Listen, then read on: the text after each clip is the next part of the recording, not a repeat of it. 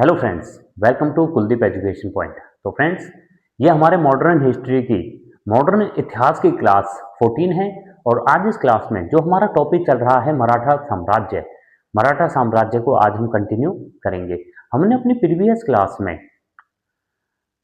साहू, संभाजी महाराज और राजा राम द्वितीय के बारे में पढ़ा था।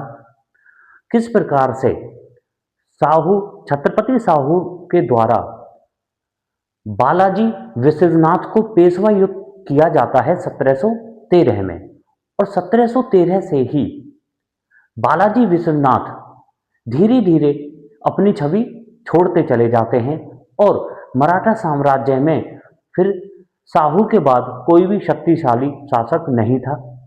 तो मराठा साम्राज्य का अंत धीरे धीरे हो जाता है और मराठा साम्राज्य के जो अंतिम शासक होते हैं वो होते हैं राजा राम द्वितीय, और राजा राम ने पेशवाओं की अधीनता स्वीकार कर ली थी।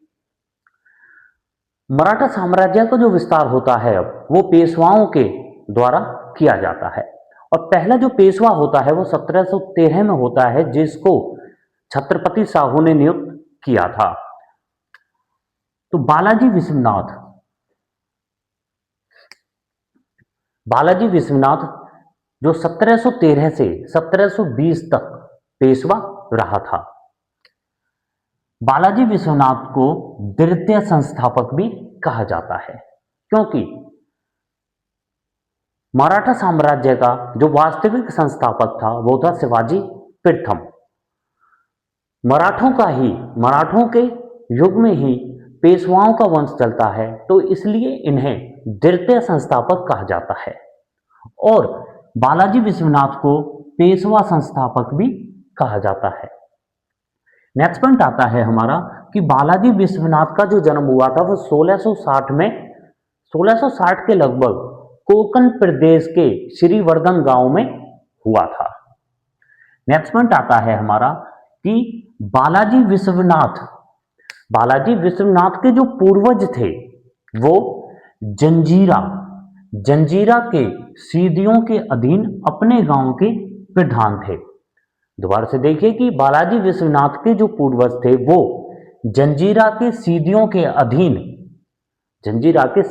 अधीन एक गांव था, उस गांव के प्रधान थे बालाजी विश्वनाथ के पूर्वज। नेक्स्ट पॉइंट आता है हमारा कि बालाजी विश्वनाथ पुणे में सभासद भी रहे थे अपने शुरुआत के जीवन में। उसके बाद आता है कि बालाजी विश्वनाथ सूबेदार बने थे, और बालाजी विश्वनाथ जो सूबेदार बने थे वो धन्ना जी जो पुणे के धन्ना जी के पास सूबेदार बने थे। ये सूबेदार 1699 से 1702 में पुणे के सूबेदार बने थे, और दौलताबाद के सूबेदार 1704 से 1707 तक बने थे। 1707 व 1708 में जब धन्ना जी की मृत्यु हो जाती है तो धन्ना जी के पुत्र जो हैं चंद्रसेन 1707 में एक युद्ध होता है ताराबाई जी और साहू के बीच में, खेड़ा का युद्ध। तो चंद्रसेन जी ताराबाई के पक्ष में रहते हैं, और इसी प्रकार से जो बालाजी विश्वनाथ हैं वो उन्हें साहू का साथ मिलता है। तो 1708 में बालाजी विश्वनाथ और साहू की मुलाकात होती है जब चंद्रसेन जी ताराबाई के पक्ष में हो जाते हैं। नेक्स्ट पॉइंट आता है कि 1708 में साहू ने बालाजी विश्वनाथ को सेना करते जो सैन्य संगठन करता था, मतलब सेना के कार्य व सेना को नियंत्रित करता था, पद पर नियुक्त किया था 1708 में। नेक्स्ट पॉइंट आता है हमारा कि साहू ने 1708 में तो इन्हें सैन्यकृत पद पर नियुक्त कर दिया था, तो 1713 में साहू ने बालाजी विश्वनाथ को पेशवा 1713 में पेशवा का एक पद होता था जो हमने अष्टप्रधान में पढ़ा था, जो मंत्री परिषद होता था। तो उसमें पेशवा में पेशवा नियुक्त किया था। वह पेशवा पद को वंशानुगत भी किया गया था शाहू के कार्यकाल में। नेक्स्ट पॉइंट आता है हमारा कि एक 1719 ईस्वी में दिल्ली की संधि होती है, और ये दिल्ली की संधि जो होती है वो बालाजी विश्वनाथ और मुगल शासक फर्रुखसियर के साथ होती है। परंतु फर्रुखसियर की तरफ से जो इस संधि करता है वो है सैयद हुसैन अली। दोबारा से देखिए कि 1719 ईस्वी में दिल्ली की संधि होती है, और ये दिल्ली की संधि पेशवा बालाजी विश्वनाथ और मुगल शासक फर्रुखसियर के साथ होती है। परंतु फर्रुखसियर की तरफ से जो इस संधि का नेतृत्व करता है वो है सैयद हुसैन अली। अब इस संधि में 3-4 महत्वपूर्ण पॉइंट है। जैसे पहला जो पॉइंट है वो है कि किस किस के साथ ये संधि होती है। दूसरा पॉइंट है कि रिचर्ड टेम्पल ने मराठों का मैग्ना कार्टा कहा है। रिचर्ड टेम्पल ने इस संधि को, दिल्ली की संधि को मराठाओं का मैग्ना कार्टा कहा है, क्योंकि इसी संधि के तहत मराठा पेशवाओं की सत्ता स्थापित हो गई थी। तीसरा पॉइंट है हमारा कि पेशवाओं को वास्तविक सत्ता मिल गई थी दिल्ली की संधि के तहत। चौथा पॉइंट आता है कि दक्कन के 6 सूबे जो मुगल प्रांतों में थे उन पर प्रत्यक्ष रूप से चौथ कर व सरदेशमुख कर, 2 प्रकार के कर चलाए गए थे शिवाजी प्रथम के द्वारा, चौथ कर और सरदेशमुख कर। और इसी संधि के तहत मुगलों के 6 सूबे जो दक्कन क्षेत्र में थे उनसे चौथ कर और सरदेशमुख कर लिया जाता था। चौथ कर जो 25% लिया जाता था और सरदेशमुख कर जो 10% लिया जाता था। तो ये हैं कुछ महत्वपूर्ण पॉइंट जो दिल्ली की संधि में है, जो हुई थी 1719 में। नेक्स्ट पॉइंट आता है हमारा कि बालाजी विश्वनाथ के 2 पुत्र थे। एक थे बाजीराव प्रथम और दूसरे पुत्र थे इनके चिमनाजी अप्पा और बाजीराव प्रथम हमारे अगले पेशवा बनते हैं। फिर आते हैं इनके दूसरे पुत्र जो हैं चिमनाजी अप्पा, और चिमनाजी अप्पा का ही एक पुत्र होता है सदाशिव भाऊ। वह ही मराठा योद्धा है जो पानीपत के तीसरे युद्ध में 1761 में मारा गया था। पानीपत के 3 युद्ध हुए हैं पानीपत हरियाणा के जिले में। 3 युद्ध, जो सबसे पहले 1526 में बाबर और इब्राहिम लोदी के बीच में हुआ था, जिसे बाबर जीत गया था। दूसरा युद्ध 1556 में अकबर की तरफ से बैरम खां था, क्योंकि अकबर उस समय नाबालिग था। तो बैरम खां और हेमू, जिसे हेमचंद विक्रमादित्य भी कहा जाता है, उनके बीच में हुआ था, जिसे बैरम खां व अकबर जीत गए थे। तीसरा युद्ध 1761 में हुआ था मराठा और अहमद शाह अब्दाली, जिसमें अहमद शाह अब्दाली जीत गए थे, और मराठाओं का जो सेनापति था, जो नेतृत्व कर रहे थे सदाशिव भाऊ, वो शहीद हो गए थे इस युद्ध में। तो ये थे वो 2 पुत्र बालाजी विश्वनाथ के। नेक्स्ट पॉइंट आता है कि जिस प्रकार से मराठाओं के वास्तविक संस्थापक शिवाजी कहे जाते हैं, और शिवाजी का जो वंश था वो था भोसले वंश, उसी प्रकार से जो प्रथम पेशवा हैं बालाजी विश्वनाथ, और बालाजी विश्वनाथ का जो वंश कहा जाता है वो है भट्ट देशथ ब्राह्मण, मतलब ये हमारे ब्राह्मण जाति से थे, ब्राह्मण कुल से थे। नेक्स्ट पॉइंट आता है कि बालाजी विश्वनाथ ने अपना साम्राज्य चलाने के लिए व अपने साम्राज्य बढ़ाने के लिए गृह युद्ध जो चल रहे थे इनके शासनकाल में, उन गृह युद्धों की स्थिति को समाप्त कर दिया था। मतलब आपस में जो गृह युद्ध चल रहे थे एक दूसरे के वंश व एक दूसरे शासकों के साथ उन गृह युद्धों को समाप्त कर दिया था। वह सभी मराठा सरदारों को सरदारों को एक कर दिया था। नेक्स्ट पॉइंट आता है हमारा 1720 ईस्वी में बालाजी विश्वनाथ की मृत्यु हो जाती है और जो अगले पेशवा बनाए जाते हैं वो बालाजी विश्वनाथ के ही पुत्र बाजीराव प्रथम बनाए जाते हैं। तो हमारे जो नेक्स्ट पेशवा बनते हैं वो बनते हैं बाजीराव प्रथम, और बाजीराव प्रथम का जो कार्यकाल चलता है शासक के तौर पर वो 1720 ईस्वी से 1740 ईस्वी तक चलता है।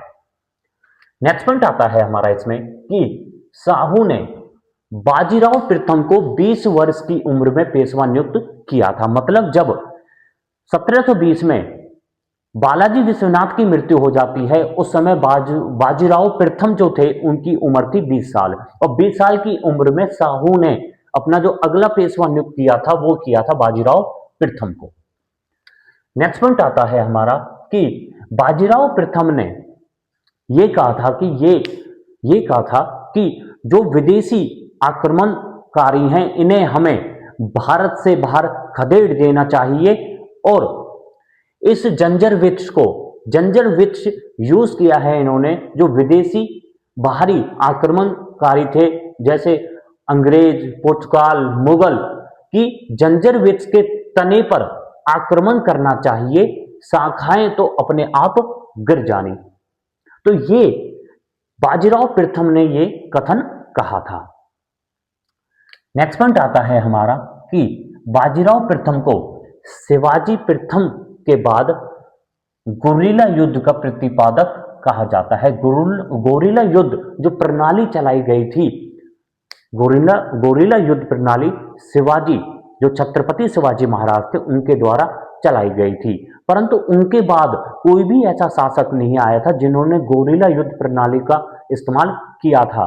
तो शिवाजी के बाद जो गोरिल्ला युद्ध प्रतिपादक किया गया था वो बाजीराव प्रथम के द्वारा किया गया था। नेक्स्ट पॉइंट आता है हमारा कि मराठों ने मालवा, गुजरात व बुंदेलखंड के क्षेत्रों पर भी अधिकार कर लिया था। नेक्स्ट पॉइंट है हमारा कि बाजीराव प्रथम ने 1733 में जंजीरा के सीदियों के विरुद्ध अभियान चलाकर उन्हें मुख्य भूमि से बाहर निकाल दिया था जो इनके क्षेत्र में आती थी। ध्यान दीजिए कि जंजीरा के सीदियों वही हैं जिन पर बालाजी विश्वनाथ के जो पूर्वज थे वो गांव के प्रधान थे। उस समय जंजीरा के सीदियों के अधीन वो गांव था। तो आज बाजीराव प्रथम ने जंजीरा की सीदियों के विरुद्ध अभियान चलाया था 1733 में और उन्हें मुख्य भूमि से बाहर ही निकाल दिया था। नेक्स्ट पॉइंट आता है हमारा कि इसी काल में बाजीराव प्रथम के काल में मराठाओं के जो वंश थे, मराठाओं के जो अलग अलग वंश बन गए थे, जो गायकवाड़, होलकर, सिंधिया वंश था, भोसले परिवार था, जो शिवाजी के जो उत्तराधिकारी थे, जो भोसले वंश परिवारों ने प्रमुखता प्राप्त की थी बाजीराव प्रथम के ही शासनकाल में। नेक्स्ट पॉइंट आता है हमारा कि बाजीराव प्रथम के लिए जो पेशवा के विद्वान, सलाहकार व मंत्री थे, उन्होंने जब बाजीराव प्रथम ने ये कथन कहा था कि हमें विदेशी आक्रमणकारियों को भारत से बाहर निकाल देना चाहिए और इस जंजार जो वृक्ष है इसकी जड़ों को काटना चाहिए, शाखाएं तो अपने आप गिर जाएंगी। तो तब जो पेशवा के सलाहकार थे, जो पेशवा के विद्वान थे, जो मंत्री थे, उन्होंने ये कहा था बाजीराव प्रथम के लिए कि आप योग्य पिता के योग्य पुत्र हैं, निश्चय ही ऐसा कर पाएंगे। तो ये नेक्स्ट पॉइंट है हमारा कि बाजीराव प्रथम को लड़ाकू पेशवा भी कहा जाता है क्योंकि बाजीराव प्रथम ने अपने शासनकाल में जो इन्होंने युद्ध लड़े थे एक भी युद्ध नहीं हारे थे। नेक्स्ट पॉइंट आता है हमारा कि बाजीराव प्रथम ने कुल 40 युद्ध लड़े थे और सारे युद्ध इन्होंने जीते थे। इसी वजह से इन्हें जिस प्रकार से समुद्रगुप्त को भारत का नेपोलियन कहा जाता है, क्योंकि समुद्रगुप्त ने भी अपने सारे जितने भी युद्ध लड़े थे सारे जीते थे, उसी प्रकार से मराठा साम्राज्य में बाजीराव प्रथम को भारत का नेपोलियन भी कहा जाता है। अगर मराठा साम्राज्य पेशवाओं में से पूछा जाता है तो बाजीराव प्रथम को भारत का नेपोलियन कहा जाता है। अगर वैसे भारत का नेपोलियन पूछा जाता है तो वो समुद्रगुप्त को कहा जाता है। नेक्स्ट पॉइंट है हमारा कि बाजीराव प्रथम ने हिंदू पद पादशाही, जो हमारी हिंदू पद पादशाही हैं, उसके आदर्शों को, उसके जो आदर्श हैं उनका प्रचार प्रसार किया था। नेक्स्ट पॉइंट आता है कि 1728 ईस्वी में 1728 ईस्वी में बाजीराव प्रथम और हैदराबाद के निजाम उल मुल्क के बीच में एक युद्ध हुआ था, जिसे हम पालखेड़ा का युद्ध कहते हैं, जो 1728 में हुआ था। और इसी युद्ध में बाजीराव प्रथम ने हैदराबाद के निजाम को हरा दिया था और एक संधि हुई थी, जो थी मुगली सिवगांव की संधि। और मुगली सिवगांव की संधि के अनुसार ये तय हुआ था कि हैदराबाद के जो निजाम हैं वो बाजीराव प्रथम को टैक्स देंगे, वह कर देंगे। दोबारा से देखिए कि पालखेड़ा का युद्ध होता है 1728 में, और पालखेड़ा का युद्ध बाजीराव प्रथम और हैदराबाद के निजाम के बीच में होता है। बाजीराव प्रथम हैदराबाद के निजाम को पराजित कर देता है और इन दोनों के मध्य एक संधि होती है, और उस संधि का नाम है मुगली सिवगांव की संधि। और इस संधि में यह तय किया जाता है कि जो हैदराबाद का निजाम है वो बाजीराव प्रथम को टैक्स देगा, वह कर देगा। नेक्स्ट पॉइंट आता है हमारा कि बाजीराव प्रथम ने पुर्तगाल, जो विदेशी आक्रमण हुए थे या विदेशी जो कंपनियां थी जो भारत में व्यापार कर रही थी, तो पुर्तगाल के सालसेट और बैसीन पुर्तगाल से छीन लिए थे, और इन्होंने ये 1739 ईस्वी में छीने थे। नेक्स्ट पॉइंट आता है हमारा कि ईरानी शासक नादिर शाह का आक्रमण होता है भारत पर 1739 में। और जब नादिर शाह का आक्रमण होता है 1739 में, उस समय जो मुगल शासक थे वो थे मोहम्मद शाह थे मुगल शासक, परंतु उस समय जो पेशवा थे वो थे बाजीराव प्रथम। तो नादिर शाह के आक्रमण के समय जो 1739 में हुआ था, उस समय पेशवा थे बाजीराव प्रथम और मुगल शासक थे मोहम्मद शाह।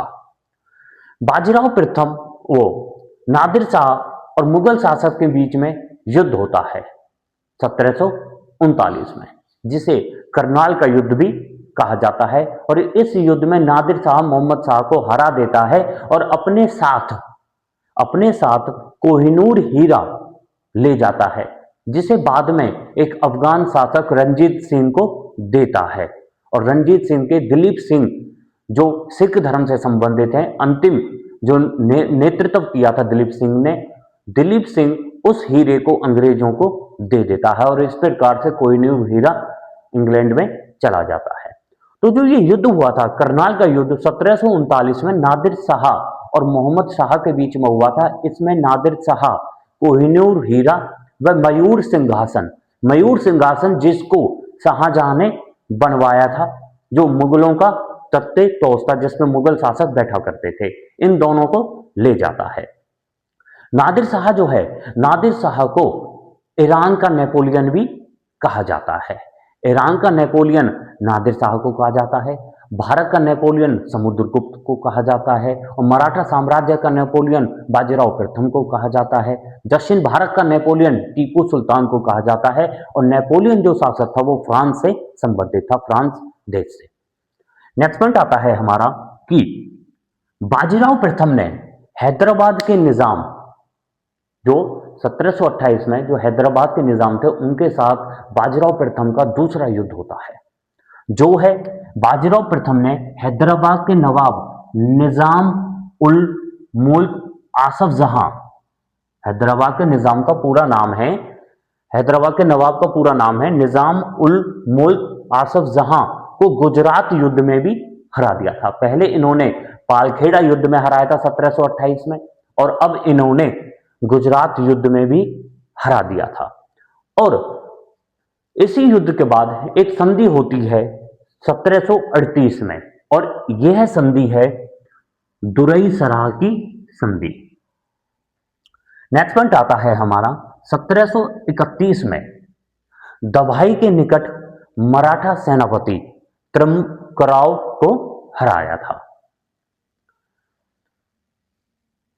नेक्स्ट पॉइंट है कि बाजीराव प्रथम ने अपने शासनकाल में अनेक क्षेत्रों पर विजय प्राप्त की थी। उनमें से ही एक क्षेत्र है मालवा।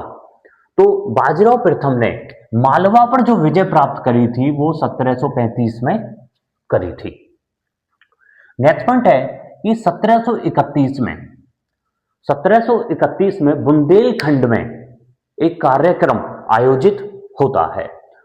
बुंदेलखंड में छत्रसाल द्वारा एक आयोजित कार्यक्रम होता है, और इसी कार्यक्रम में, इसी जो प्रोग्राम होता है, इसी प्रोग्राम में बाजीराव प्रथम प्रसिद्ध मुस्लिम नृत्यांगनी मस्तानी से मिलता है। दोबारा से देखिए कि 1731 में प्रसिद्ध मुस्लिम नृत्यांगनी मस्तानी से भेंट होती है बाजीराव प्रथम की, और वो भेंट होती है बुंदेलखंड क्षेत्र में। और ये कहा जाता है मस्तानी जो संबंधित थी वो बुंदेलखंड क्षेत्र से संबंधित थी। और ये जो कार्यक्रम करवाया जाता है ये छत्रसाल द्वारा आयोजित करवाया जाता है, और इसी कार्यक्रम में मस्तानी और बाजीराव प्रथम की भेंट होती है, जो बाद में बाजीराव प्रथम इस मस्तानी से शादी कर लेते हैं। नेक्स्ट पॉइंट आता है हमारा कि बाजीराव प्रथम ने मराठा सरदारों के प्रभाव वाले क्षेत्रों को विभाजित कर दिया था। मतलब कुछ मराठा सरदार ऐसे थे जो विद्रोह कर रहे थे, जो बाजीराव प्रथम के खिलाफ भड़का रहे थे, क्योंकि जब बाजीराव प्रथम 20 वर्ष की उम्र में शासक बनता है तो कुछ मराठा सरदारों ने बाजीराव प्रथम का विरोध किया था। तो बाजीराव प्रथम ने जो मराठा सरदार के प्रभाव में आ रहे थे, उन मराठा सरदारों के प्रभाव को खत्म करने के लिए मराठा क्षेत्रों को विभाजित कर दिया था ताकि वो अलग हो जाए। तो पहला ऐसा है क्षेत्र है, मतलब पहला ऐसा वंश बनाया था गायकवाड़ वंश। और गायकवाड़ वंश जो थे वो बड़ौदा गुजरात में विभाजित कर दिए थे। दूसरे आते हैं सिंधिया वंश। सिंधिया वंश जो हैं उनको उज्जैन व ग्वालियर जो मध्य प्रदेश में है उसमें विभाजित कर दिया था। तीसरे आते हैं भोसले वंश। भोसले वंश जो महाराज शिवाजी के उत्तराधिकारी व महाराज शिवाजी के वंशज कहे जाते हैं, क्योंकि महाराज शिवाजी भी भोसले वंश से संबंधित थे। तो भोसले वंश को नागपुर जो महाराष्ट्र में है उसमें विभाजित कर दिया था। चौथे आते हैं होलकर वंश, और होलकर वंश को इंदौर मध्य प्रदेश में विभाजित कर दिया था। तो ये हैं कुछ मराठा सरदार जो विद्रोह कर रहे थे, परंतु बाजीराव प्रथम ने इन्हें विभाजित करके उस विद्रोह को दबा दिया था। नेक्स्ट पॉइंट आता है कि बाजीराव प्रथम ने, अभी हमने देखा था कि किस प्रकार से बाजीराव प्रथम ने पुर्तगाल के सालसेट व बैसीन क्षेत्रों को भी जीत लिया था।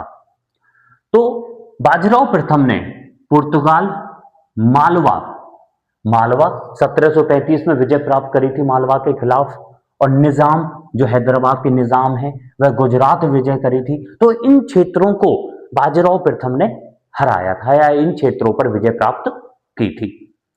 नेक्स्ट पॉइंट आता है कि 1731 में जब बाजीराव प्रथम मस्तानी जी से मिलते हैं तो उनके साथ शादी कर लेते हैं। तो इस प्रकार से बाजीराव प्रथम जो थे उनकी दो पत्नियां थी। पहली पत्नी जो थी वो थी काशीबाई, पहली पत्नी थी काशीबाई और दूसरी पत्नी थी मस्तानी।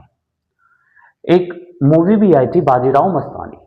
बाजीराव मस्तानी हमारे इसी पेशवा पर, बाजीराव प्रथम पर ही आधारित थी।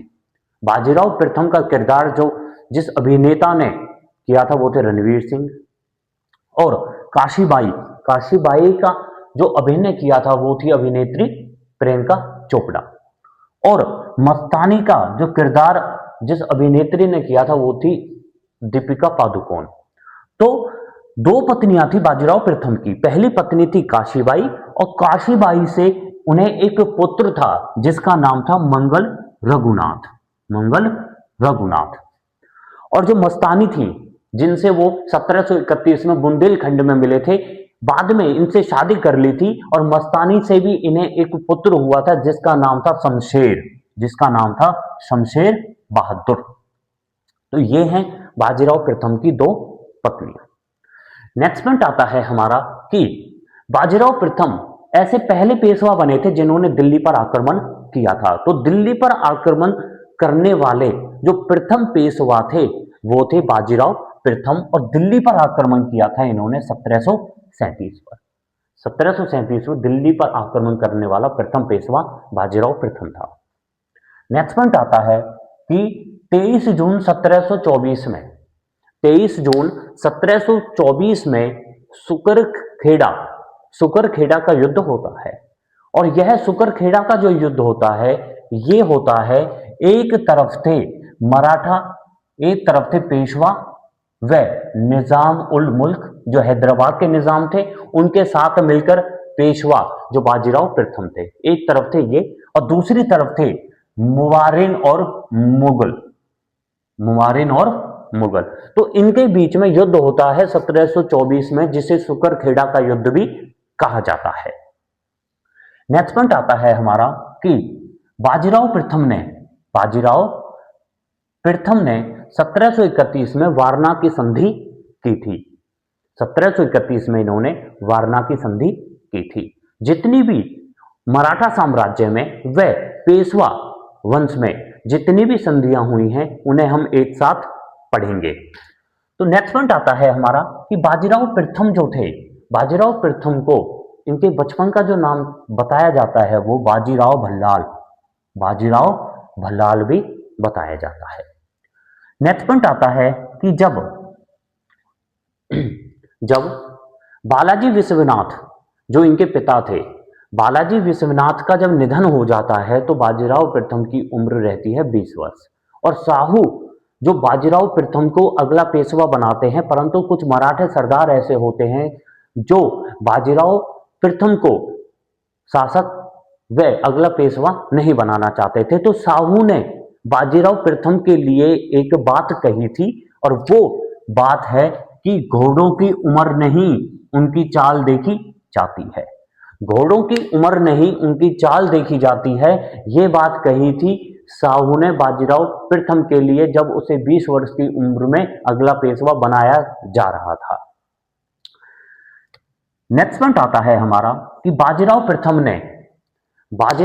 ने ये कहा था जब वो आक्रमण कर रहे थे या जो क्षेत्र थे मालवा, बुंद और जो निजाम, पुर्तगाल, इन क्षेत्रों को जब जीत रहे थे तो बाजीराव प्रथम ने एक बात बोली थी, एक कथन बोला था जो था कि दुश्मन की छाती पर नहीं, दुश्मन की छाती पर वार नहीं, दुश्मन की छाती पर वार करो दीवारों पर नहीं, कि दुश्मन की छाती पर वार करो दीवारों पर नहीं।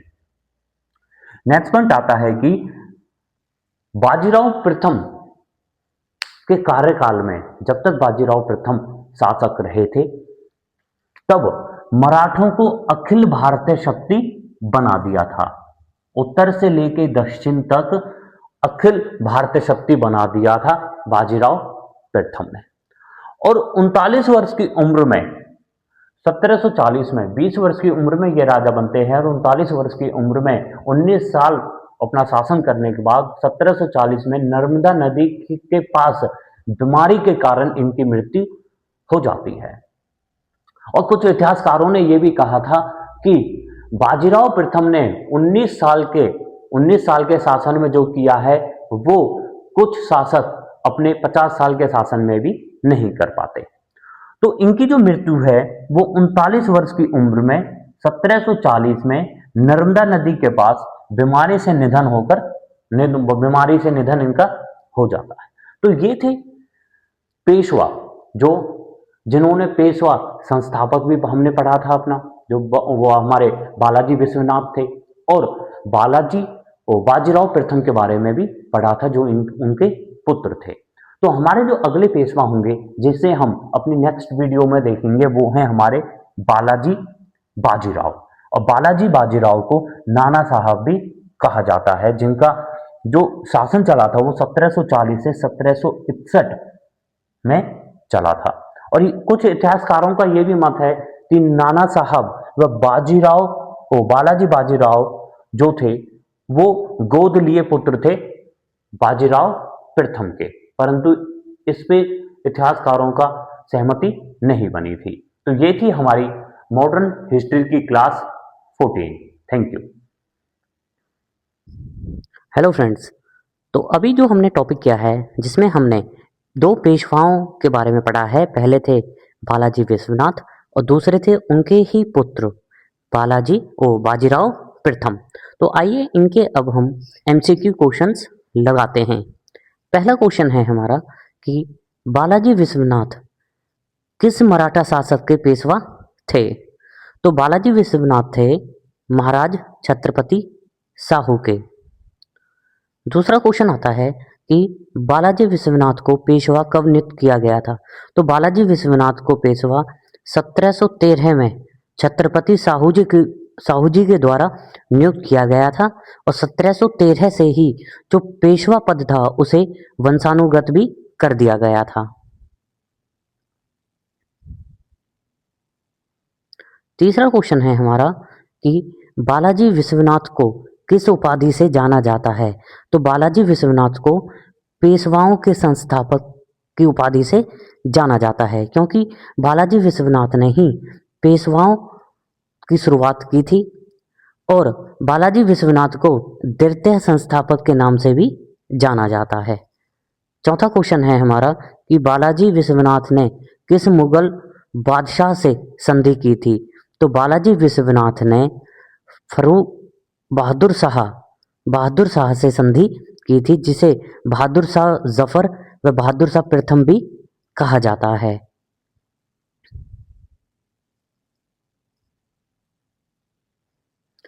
नेक्स्ट क्वेश्चन है हमारा कि बालाजी विश्वनाथ के समय मराठों को कौन सा अधिकार मिला था? तो बालाजी विश्वनाथ के समय मराठों को चौथ और सरदेशमुख कर का अधिकार मिला था, और चौथ और सरदेशमुख जो कर हैं ये छत्रपति शिवाजी के द्वारा चलाए गए कर थे। छठा क्वेश्चन आता है हमारा कि बालाजी विश्वनाथ किसके पिता थे? तो बालाजी विश्वनाथ बाजीराव प्रथम के पिता थे।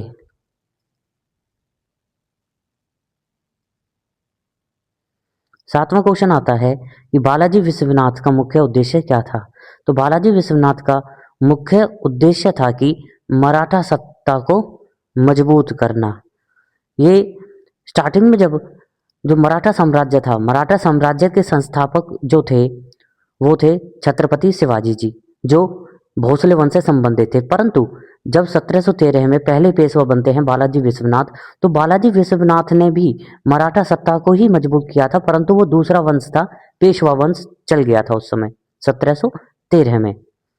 आठवां क्वेश्चन है हमारा कि बालाजी विश्वनाथ ने साहू महाराज को किससे मुक्त करवाया था? तो बालाजी विश्वनाथ ने साहू महाराज को मुगलों की कैद से मुक्त करवाया था, क्योंकि साहू महाराज को औरंगजेब पकड़ के ले जाते हैं जब औरंगजेब साहू महाराज के पिताजी संभाजी को मार देते हैं, और 1707 में जब औरंगजेब की मृत्यु हो जाती है तो उनके पुत्र बहादुर शाह प्रथम व आजम शाह भी जिसे कहा जाता है, वो साहू और इनकी माता येसुबाई को मुक्त कर देते हैं। नौवां क्वेश्चन है हमारा कि बालाजी विश्वनाथ किस नीति के लिए प्रसिद्ध थे? तो बालाजी विश्वनाथ कूटनीति के लिए प्रसिद्ध थे। 10वां क्वेश्चन आता है बालाजी विश्वनाथ का निधन कब हुआ था? तो बालाजी विश्वनाथ का जो निधन हुआ था वो 1720 में हुआ था। 11वां क्वेश्चन है हमारा कि बालाजी विश्वनाथ ने मराठा सत्ता को कहाँ स्थापित किया था? तो बालाजी विश्वनाथ ने मराठा सत्ता को पुणे में स्थापित किया था। 12वां क्वेश्चन है कि बालाजी विश्वनाथ के समय मराठा शक्ति का विस्तार किस दिशा में हुआ था। तो इनके शासनकाल में मराठा शक्ति का जो विकास हुआ था वो उत्तर दिशा में हुआ था। 13वां क्वेश्चन है हमारा कि बालाजी विश्वनाथ किस प्रशासनिक पद पर थे। तो बालाजी विश्वनाथ पेशवाओं के पद पर थे। पेशवा पद जो शिवाजी के अष्टप्रधान थे, उन अष्टप्रधानों में जो सबसे प्रमुख होता था वो पेशवा ही होते थे। और बालाजी विश्वनाथ को 1713 में साहू ने पेशवा नियुक्त किया था और 1713 से ही जो पेशवा पद है उसे वंशानुगत बना दिया गया था। 14वां क्वेश्चन है कि बालाजी विश्वनाथ का सबसे बड़ा योगदान क्या माना जाता है। तो इनका योगदान माना जाता है कि इन्होंने पेशवा को वास्तविक सत्ता दी थी। 13वां क्वेश्चन है हमारा कि बालाजी विश्वनाथ किस प्रशासनिक पद पर थे। ये हमने अभी कर लिया है।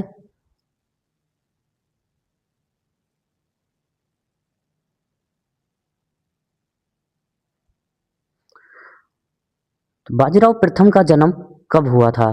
तो बाजीराव प्रथम का जन्म हुआ था 1700 ईस्वी में।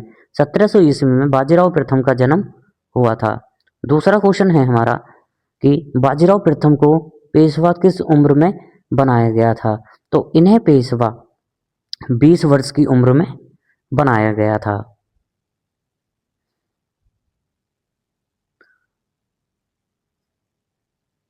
तीसरा क्वेश्चन है हमारा कि बाजीराव प्रथम किस मराठा शासक के पेशवा थे। तो बाजीराव प्रथम साहू जी के पेशवा थे और साहू जी ने ही बाजीराव प्रथम को पेशवा नियुक्त किया था जब इनके पिता बालाजी विश्वनाथ की मृत्यु हो जाती है। चौथा क्वेश्चन है हमारा कि बाजीराव प्रथम किस युद्ध के लिए प्रसिद्ध हैं।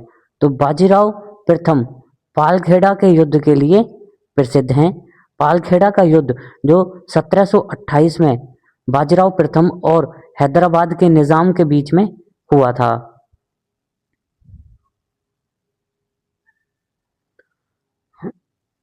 पांचवा क्वेश्चन है हमारा इसमें कि पालखेड़ा के युद्ध में बाजीराव ने किसे हराया था। तो इस युद्ध में बाजीराव ने हैदराबाद के निजाम उल मुल्क को हराया था। छठा क्वेश्चन है हमारा बाजीराव प्रथम की युद्ध नीति क्या थी। तो बाजीराव प्रथम की युद्ध नीति थी तेज घुड़सवार सेना। बाजीराव प्रथम की एक तेज घुड़सवार सेना थी।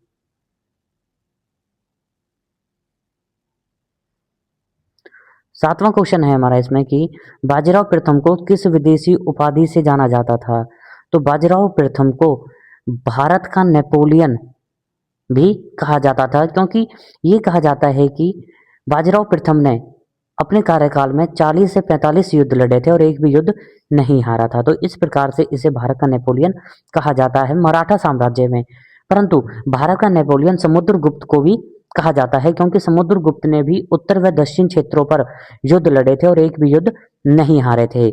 दक्षिण भारत का नेपोलियन कहा जाता है टीपू सुल्तान को और ईरान का नेपोलियन कहा जाता है नादिर शाह को जिसने 1739 में भारत पर आक्रमण किया था। उस समय मुगल बादशाह थे मोहम्मद शाह। आठवां क्वेश्चन है हमारा कि बाजीराव प्रथम की पत्नी कौन थी। तो बाजीराव प्रथम की पत्नी थी काशीबाई। इनकी दो पत्नियां थी, एक थी काशीबाई और एक थी मस्तानी, जिनसे ये बुंदेलखंड में मिले थे।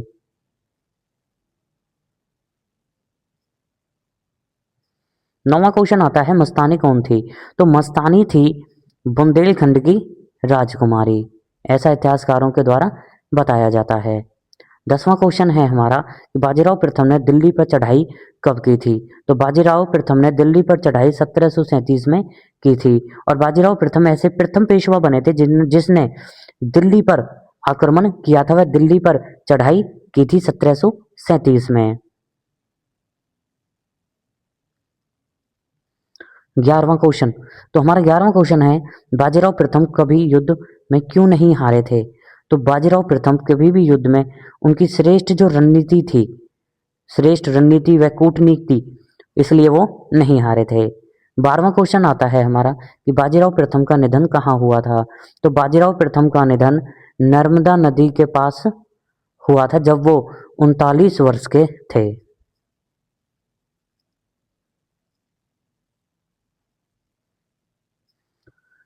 नेक्स्ट क्वेश्चन है हमारा कि बाजीराव प्रथम की मृत्यु के समय उनकी आयु कितनी थी।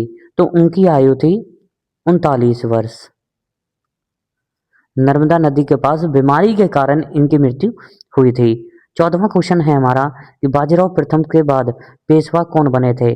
तो बाजीराव प्रथम के बाद पेशवा जो बने थे वो थे हमारे नाना ओ बालाजी बाजीराव। बालाजी बाजीराव जिसे नाना साहब भी कहा जाता है।